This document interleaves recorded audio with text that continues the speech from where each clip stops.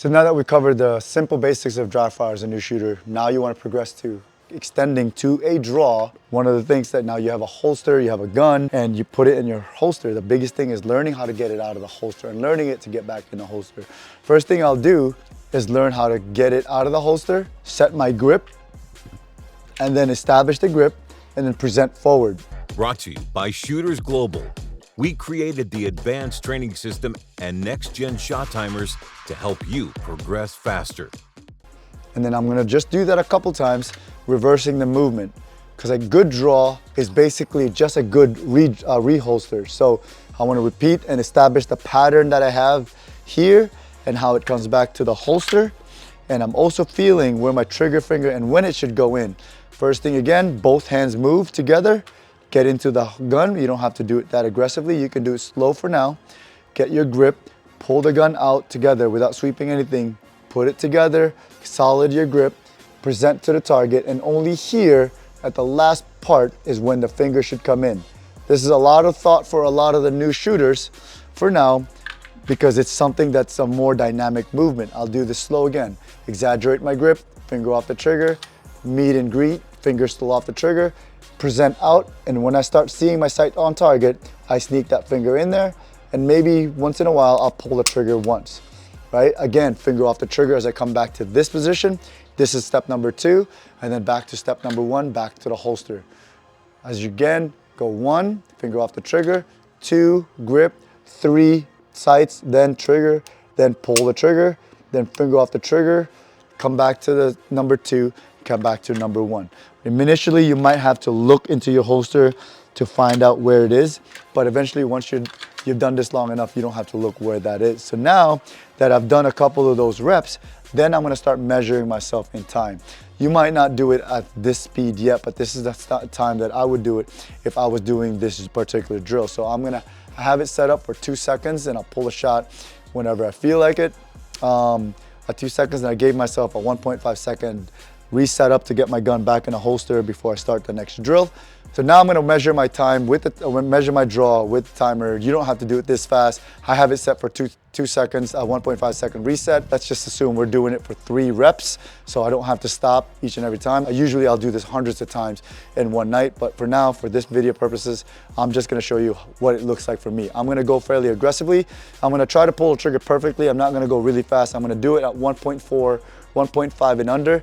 My job more is to look for my perfect sight picture on target and then activate a good trigger without messing up my sight picture. So that's what I'm going for here. I'm not necessarily trying to pull the gun out and pull the trigger really fast. That's not my point here. My point is to work on my movement, so every time I present my gun to where I think my full presentation is, my sights is already perfect on target. And I'll make adjustment here or there. The more I make those small adjustments, the more I pay attention to the sights, the way it lands on target, the better I become as a better shooter, and I start building my shooting structure better. This time I already have done all that. I'm gonna put it at 2 seconds and I'm gonna go for it. Maybe your time might be 6 seconds at first, 4 seconds, it doesn't matter. We all start somewhere. So here we go, it's gonna look something like this. I'm gonna do 3 reps.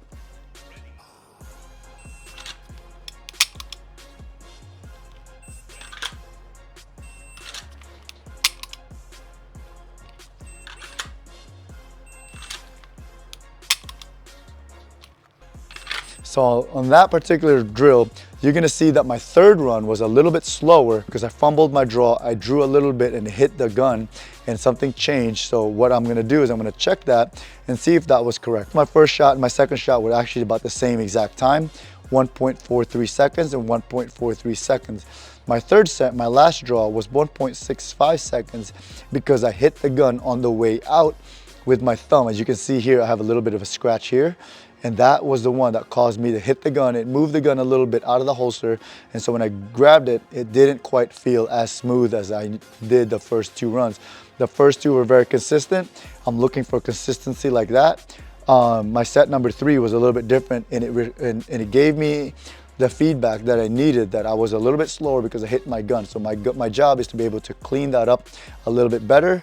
And so my draw will be cleaner, my draw will be a lot more consistent. With the timer, I knew now that if I do a little bit of, however I hit my gun, I opened up my gun a little too, my hand a little too early in order for me to be able to get to the hand. Instead of clearing that gun before drawing out of it, right? My draw is a snatch as opposed to some people like to scoop draw. Because I hit my gun a little earlier, it slowed down my draw by 0.2 seconds. And so 0.2 seconds now, I know that it's how much time it cost me if I do fumble my draw like that ever again. So instead of taking a wild guess, I know that because my timer told me and measured my movement. And that's what the best thing about using a timer when you're drawing practices. You can do this slow, you can do this in 5 seconds where the buzzer goes off. You just exaggerate every single movement. You come meet here, present, and then break the shot once, and then you come back. And I beat all my time in every single one of them. So I had a green light on picture on the app. But if you're a little bit slower and let's say you put it at 3 seconds and you don't have the capability, just skill set to draw the gun and fire one shot with a perfect sight picture within 3 seconds, that's okay. The timer will still record it. It'll just give you a red, like this is how much more you need to work on instead of this is how much you beat the time and stuff like that. So that's the best thing about this timer and dry firing. So when you're dry firing like this, again, remember that draw is all about repeating the movement, learning how to understand that both hands will move together. And then step number 2, both hands come together.